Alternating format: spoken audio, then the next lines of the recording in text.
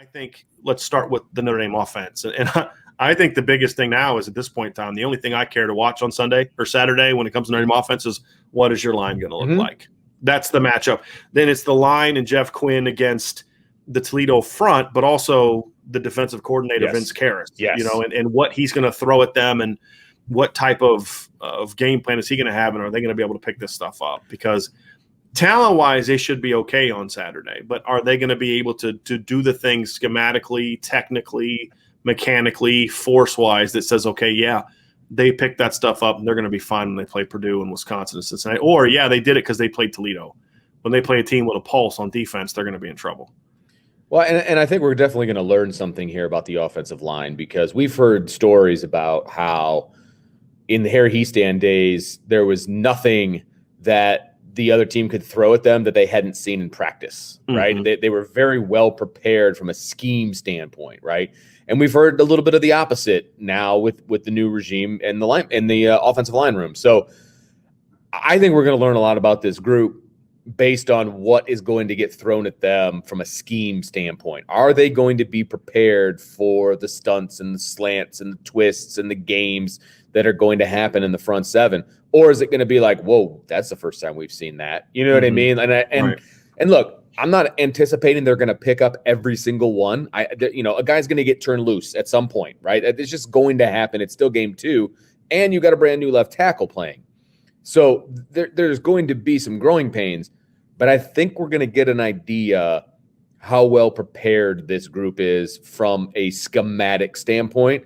Of course, I'm going to be looking to see if they're firing off the ball, all the different things that we've talked about. But just from a schematic standpoint, look, you and I both know that Toledo is going to throw the kitchen sink at them when it comes to scheme. They are. And if they're not prepared for that, that's a problem to me. Right. And that's an epidemic type problem, and it's going to hurt them moving forward. Yeah. I think that's an important part of this. I think the other thing for me is we got to see some play with some physicality. Absolutely. And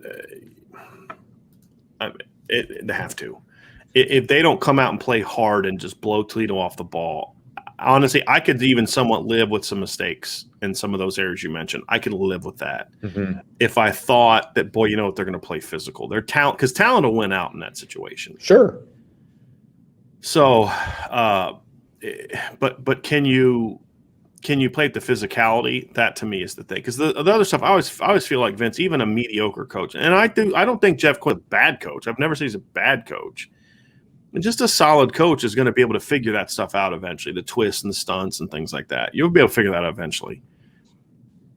But if you're not playing with the force that you need to be a great line, that's where you're going to get in trouble. Sure, in my opinion. So that's really what I want to see. And look, and I want to see the receivers this week. I want to see the matchup against the Toledo DBs. It's a little bit of a banged up secondary. They got some guys out in the secondary. This is the kind of week where, yes, I want to see Notre Dame run the ball, but you need to continue building this momentum with the pass game that you saw last weekend. I don't say they need to throw it 40 times. I'm not saying that, but just take your shots. Have some.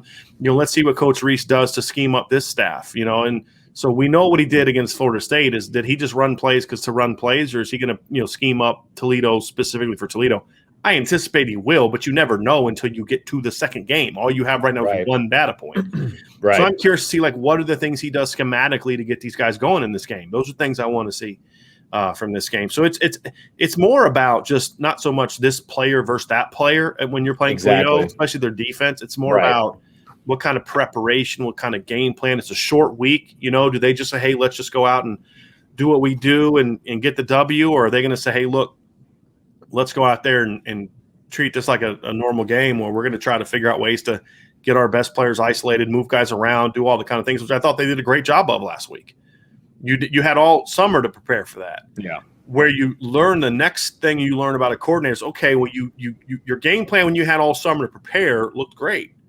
Can you do that when you only have 3 practices to prepare? That's going to be a different story. And you have one less day of because normally on Sunday you're watching film of the previous game. Then you start watching your film of your next opponent. You start putting scouting reports together. Well, you didn't do that till Monday this week. Normally you kind of have your game plan somewhat figured out by Monday. Sure. Well, you weren't getting back from Florida State till Monday. At 4 a.m. Yeah. Right.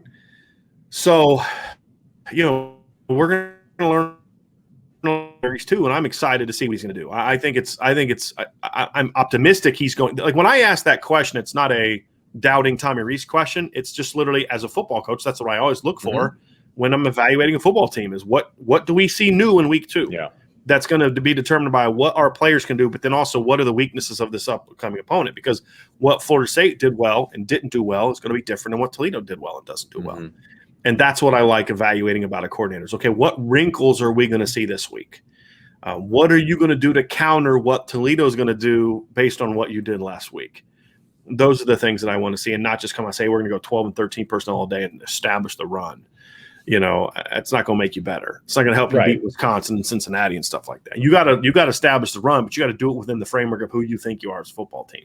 Right. It's an identity game. And somebody said it was a get right game yesterday. It's an identity game. It's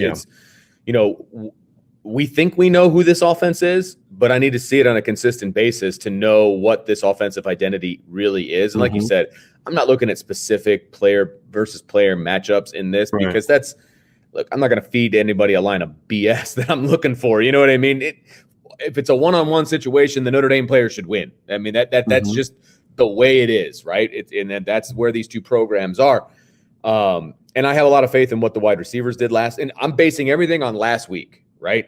I have a lot of faith in the wide receivers. I have a lot of faith in the quarterback, and I have a lot of faith in the running backs. And I have a pretty good amount of faith in the tight ends, right?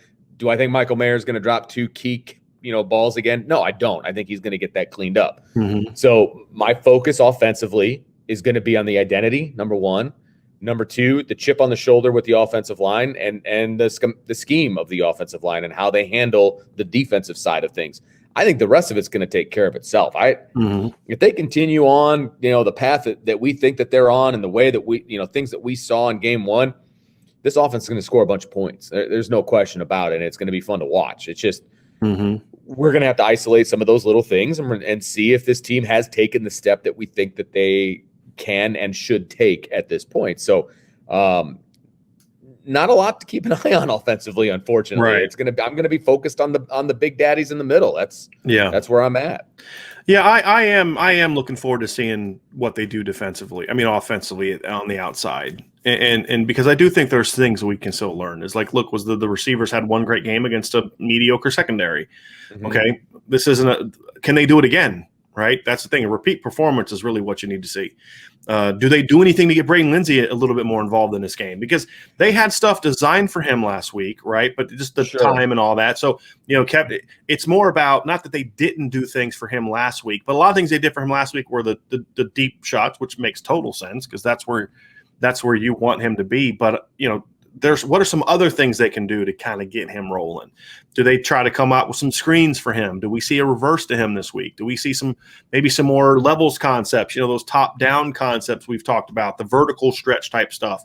No, we're trying to get him on drags, which is the one of the balls he did catch last week, crossers, things where you can get him in space. Those are some things I'm interested to see.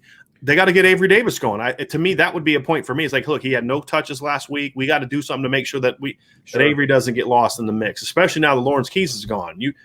So maybe there's some things early in the game to make sure Avery gets some touches. Those are things that I think are going to be important because this is a building blocks game, right? As you kind of referred to, Vince. This isn't just this is about, okay, you're trying to be this team that's going to compete for a championship. What steps can you take this game to get there? Right. And I think those are things where this is the kind of game, like you don't say, hey, we got to get Avery Davis going when you're playing Bama in the semifinals, right? Here's who you are, go win the game. When you're playing Toledo, there does need to be and look, I've done this as a play caller, Vince. I'm sure you have too. You go into the game and say, hey, look, we've got to make sure so-and-so gets going. He has had a couple games. His confidence is shot. We got to get him some early touches and some easy early touches if it's a confidence thing. With Avery, it wasn't a confidence thing. It was just the ball never came his way in the game plan. Right. Because of the way Florida State was playing. This isn't a criticism of Tommy Reese or of Avery Davis or Jack Cohn. It's just sometimes that happens. Absolutely. Right? Yeah.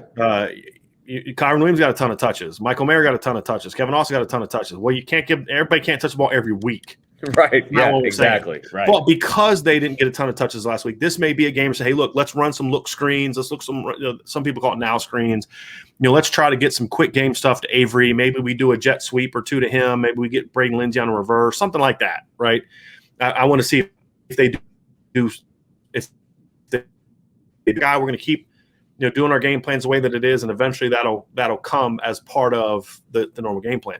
You go that route too. I'm curious to just see which one he goes. Yeah, and I think that's the interesting thing for me. Like a football nerd, like those are the things that I look for, especially in games like this. Well, and one of the things I noticed when I was rewatching the game, because I didn't notice it as much when I was watching it live, they ran a lot of motion to Braden Lindsey in the backfield, jet motion, things of that nature, but they never gave him the ball.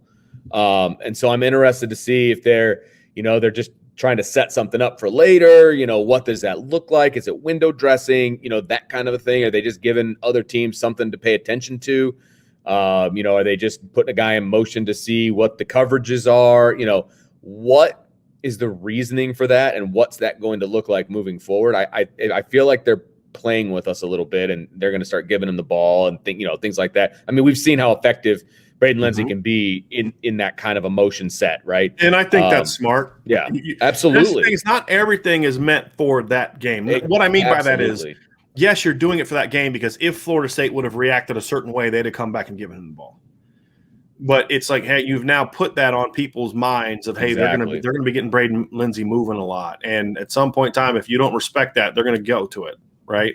Well, Florida State respected it, so they didn't go to it. They did other things off of that, right? Those are the things that I want that I see next. And again, you can't do it all in 1 week, right? You have to do what you got to do to beat Florida State. They did that. Now it's about, okay, what's that next foundational thing?